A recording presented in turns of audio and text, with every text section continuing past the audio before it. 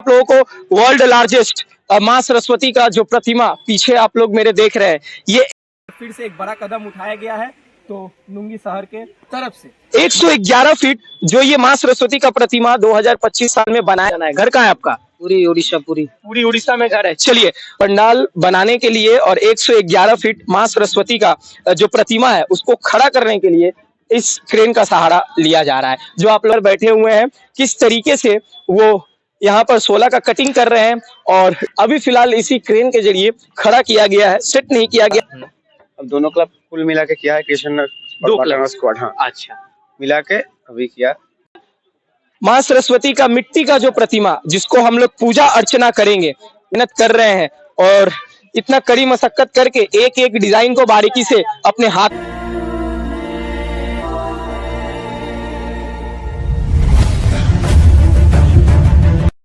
आप सभी लोगों का स्वागत है नुंगी शहर में।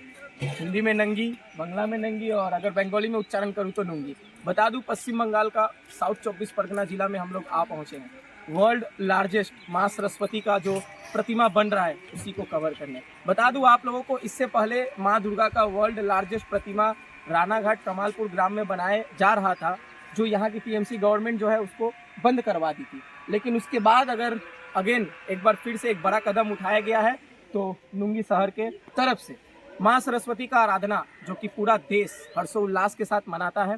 पश्चिम बंगाल हर एक उत्सव का अपने अपने तरीके से वो लोग मनाती है। तो ठीक साउथ 24 परगना कोलकाता का हम लोग आ पहुंचे हैं नुंगी शहर में। सीधे मैं आप लोगों को अब लेकर चलता हूं जहां पर 111 फीट ऊंचा मां सरस्वती का जो प्रतिमा बन रहा है वो गिनीज वर्ल्ड रिकॉर्ड में भी नाम उसका दर्ज होने वाला है। हालांकि मिलेगा कि नहीं मिलेगा वो बात का बात है, लेकिन इतना बड़ा जो कदम उठाया गया है नुंगी शहर के तरफ से और उस क्लब के सारे मेंबरों के तरफ से एक ग्रेट सैल्यूट है। चलिए सीधे हम लोग मिलते हैं 111 फीट का मां सरस्वती का जो प्रतिमा बन रहा है उसके पास।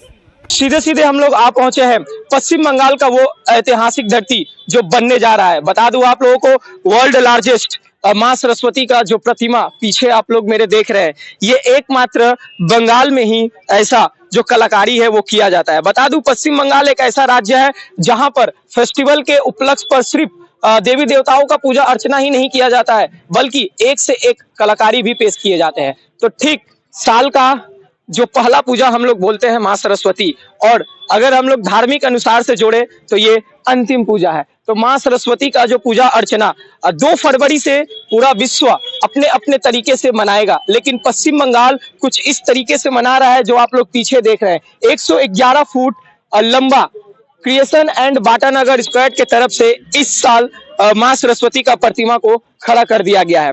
धीरे धीरे आप लोगों को इस पूजा प्रांगण में मैं लेकर आऊंगा और 111 फीट जो ये मां सरस्वती का प्रतिमा 2025 साल में बनाया गया है, आखिर ये बनाने के पीछे ওটা না একই ক্লিপে থাক সেভ করতে হবে। চলো এবার যা থাকবে নরমালি এত দূর থেকে আমি গিয়ে এবার সবকিছু দেখাবো, ঠিক আছে?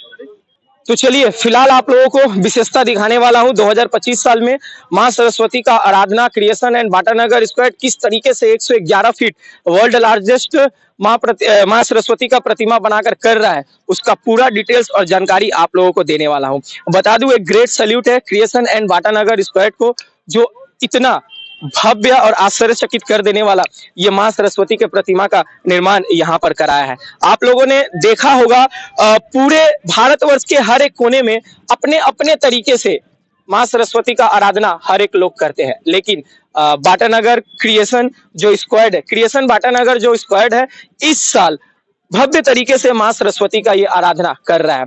ये आप लोग जो बगल में देख रहे हैं, पंडाल बनाने के लिए और 111 फीट मां सरस्वती का जो प्रतिमा है उसको खड़ा करने के लिए इस क्रेन का सहारा लिया जा रहा है, जो आप लोग देख रहे हैं। थोड़ा सा मैं ऊपर बोलूंगा उठाकर दिखाने किस तरीके से मां सरस्वती का जो बीना है, ठीक उनका जो चिन्ह है, जो प्रतीक है, उसको अभी फिलहाल इसी क्रेन के जरिए खड़ा किया गया है, सेट नहीं किया गया है, जो कि और 1 से 2 दिन के अंदर में इसको कंप्लीट कर दिया जाएगा। थोड़ा सा मैं बता दूं आप लोगों को, बांस के स्ट्रक्चर के ऊपर 111 फीट मां सरस्वती के प्रतिमा को खड़ा किया गया है।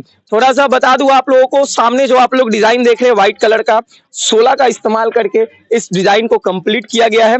अगर मैं बात करूं सामने का स्ट्रक्चर, तो प्लाईवुड का इस्तेमाल किया गया है और फॉर्म का इस्तेमाल करके और आप लोगों का फाइबर का इस्तेमाल करके माँ सरस्वती के इस प्रतिमा को खड़ा किया गया है। थोड़ा सा बोलूंगा ऊपर करके दिखाने, बारीकी से थोड़ा सा मैं बता दूं, आप लोग जो 111 फीट लंबा मां सरस्वती का ये प्रतिमा देख रहे हैं, पीछे बांस का स्ट्रक्चर है।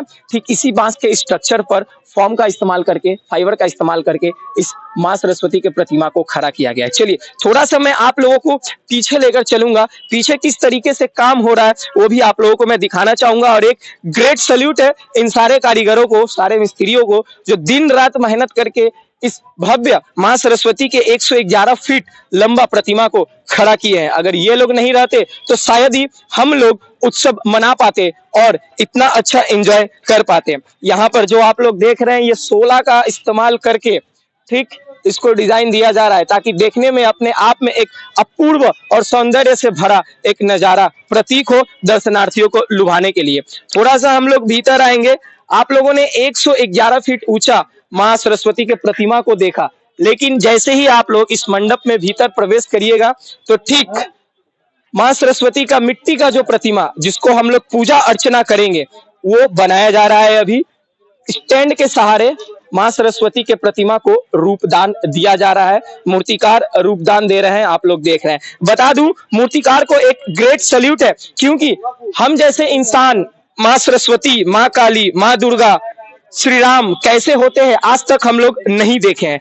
अगर ये मूर्तिकार नहीं होते तो मां सरस्वती का रूप देखने में कैसा होता हम लोगों को पता नहीं चलता। तो सादर प्रणाम है ऐसे मूर्तिकारों को जो मां काली, मां दुर्गा और मां सरस्वती के मूर्ति को रूपदान देते हैं और हम लोग हर एक फेस्टिवल, हर एक उत्सव को हर्षो उल्लास के साथ मनाते हैं। फिलहाल आप लोगों को 50% भाग जो है इस पूजा मंडप का, पूजा प्रांगण का, वो दिखा दिया हूं। चलिए थोड़ा सा मैं इसके बैक साइड ले चलता हूं। बैक साइड में किस तरीके से और भी सारे मिस्त्री काम कर रहे हैं और एक से एक डिजाइन जो बना रहे हैं वो आप लोगों को मैं दिखाने का कोशिश करता हूं। सीधे सीधे मैं आप लोगों को लेकर आ पहुंचा हूं बैक साइड में। चलिए थोड़ा सा मैं आप लोगों को एक बैक साइड का नजारा दिखाता हूं, क्योंकि बहुत सारे ऐसे लोग और दर्शनार्थी बोलते हैं कि बनने के बाद एक अपने आप में अपूर्व और सौंदर्य से भरा ये मंडप दिखेगा, लेकिन इसको खड़ा करने के पहले जो दिन रात ये कारीगर मेहनत कर रहे हैं और इतना कड़ी मशक्कत करके एक एक डिजाइन को बारीकी से अपने हाथों से कर रहे हैं, इसके पीछे का जो मेहनत है आप लोगों को मैं दिखा रहा हूं। थोड़ा सा और मैं एक चीज आप लोगों को दिखाना चाहूंगा। यहाँ पर एक कारीगर बैठे हुए हैं, किस तरीके से वो यहाँ पर 16 का कटिंग कर रहे हैं और डिजाइन एक बना रहे हैं, आप लोग सीधे सीधे स्क्रीन पर देख रहे हैं। थोड़ा सा मैं इनसे बात करना चाहूंगा। सर उनके साथ बात करें, आइए। चलिए आपका नाम क्या है? मेरा नाम हेमंत जना। हेमंत जना है। घर कहाँ है आपका? पूरी उड़ीसा। पूरी उड़ीसा में घर है। चलिए उड़ीसा में आपका घर है और बहुत एक नजदीकी लोग भी है मेरे उड़ीसा के। चलिए बहुत अच्छा लगा। तो उड़ीसा में घर है और आप वेस्ट बंगाल कोलकाता में काम कर रहे हैं, तो कितना दिन से आपका ये जो प्रोफेशन है चल रहा है? ये प्रोफेशन तो हम लोग का क्या है कि मतलब हमारा परंपरा है, ये परंपरा है काम करने के लिए। हमारा पिताजी कर रहे थे, दादू जो पिताजी भी कर रहे थे। अच्छा। और हम लोग का एक परंपरा है, हम लोग जो उड़ीसा में जो जगन्नाथ रथ होता है ना, जगन्नाथ रथ होता है, वो हम लोग वहाँ से आते हैं। हम मतलब क्या है कि हम लोग का सेवायत का एक परंपरा है हम लोग का, ठीक है। और हम ये काम करते हैं और काठे का काम करते हैं। अच्छा ठीक है। और ये काम 1 महीना से हम लोग इधर ही। अच्छा, आप कितने मतलब कौन से उम्र से इस काम को कर रहे हैं? बचपन से हम लोग घर पे कर ही रहे हैं ना। अच्छा। हम लोग जो रात में काम करने के लिए जाते, हाँ। बचपन से जाते तो हम लोग सीख पाते हैं। अच्छा, आपके इससे पहले पापा करते थे? हाँ। यानी कि अगर मैं बोलने जाऊं तो पूरा घर परिवार आपका इसी ट्रेडिशनल से जुड़ा हुआ है। हम लोग का जो परंपरा है ना, हम लोग का जात है चित्रकार जात।